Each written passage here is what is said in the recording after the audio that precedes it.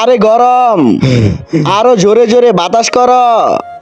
বাবা আমাকে বাঁচিয়ে নাও, আমি গরমের কারণে মরতে চাই না। তোমার কিছু হবে না আমার লাল। রাজা সাহেব এরা দুজন আপনাকে গরম থেকে বাঁচাবে। রাজা সাহেব এই পানি খেয়ে নেন আপনি গরম থেকে। আরে ওই রাজা সাহেব আমার পানি খাবে না, রাজা সাহেব আমার পানি খাবে, আমারটা খাবে। আরে রাজা সাহেব আমারটা খাবে। আরে শালা আগে আমাকে দে, আমি খেয়ে বাঁচি। আরে রাজকুমারকে তো বরফ বানিয়ে দিল।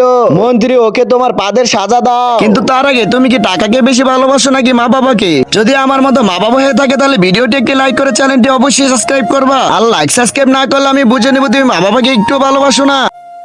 আরে রাজা সাহেব আমাকে মাফ করে দিন। নে শালা খেয়ে মর। রাজা সাহেব আমার পানিতে কিছুই নেই, আমার সাথে চলুন। এ কোথায় নিয়ে আসলে? এখানে তো পুরো নদীতে আগুন জ্বলতেছে।